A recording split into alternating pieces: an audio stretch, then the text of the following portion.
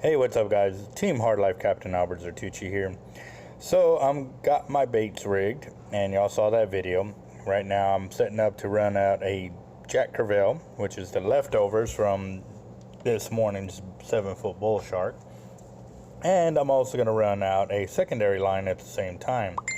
And as you can see, the surf is pretty nice. The second sandbar is sitting at 2 to 3s, and the third is there, but at the same time it's not completely calm.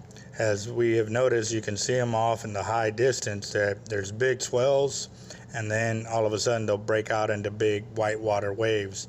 So this is something that can be a very sporty event, especially with the high winds. We have to take out all the sound because it was just, even with the windsock on there, it was really windy out there.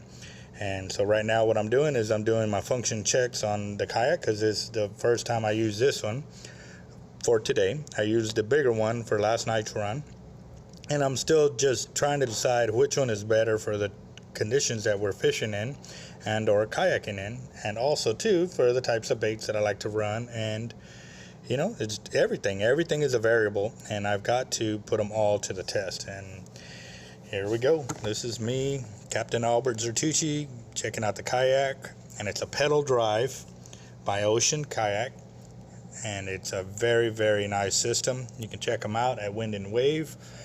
There they also have demo days where you can get out there and put them to the test before you actually buy them.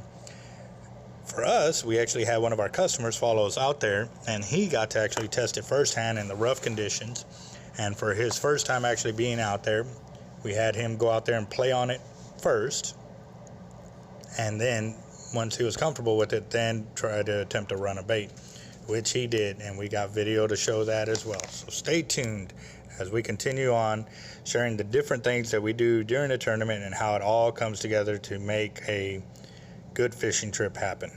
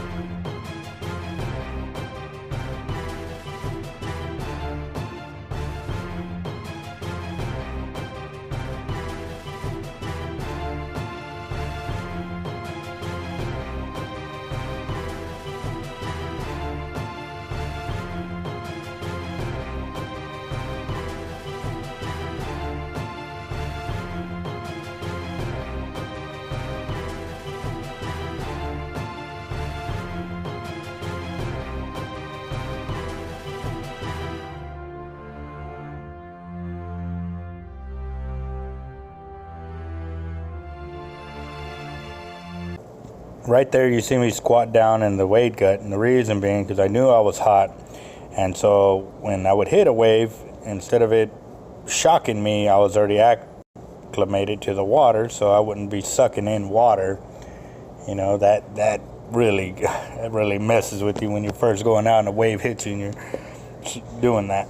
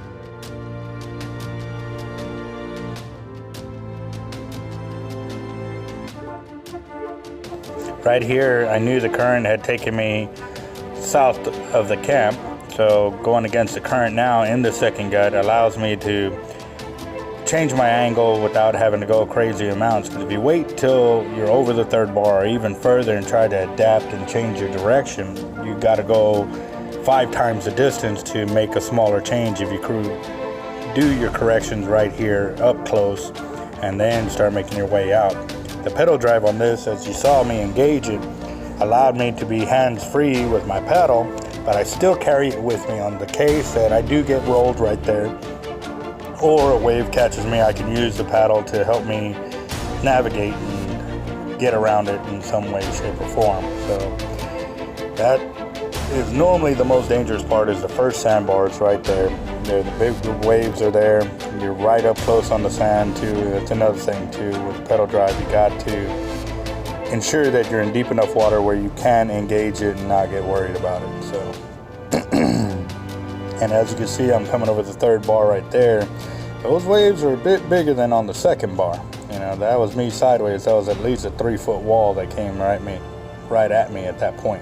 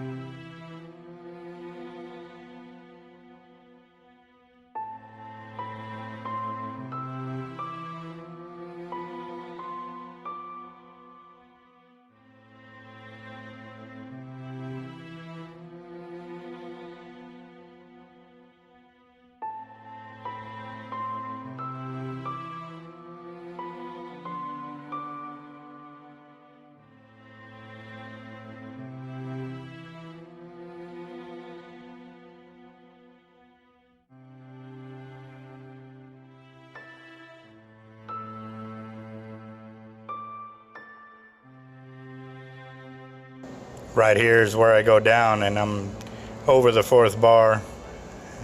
Just got eaten by a monster wave. Picked me up real easy. So time to get back in. Luckily the bait was still hooked up to the kayak, so I was able to pull it all in and keep running out there. But smooth seas never made a skilled kayaker, and here's part of it: getting knocked off the kayak and got to get back in and rough surf.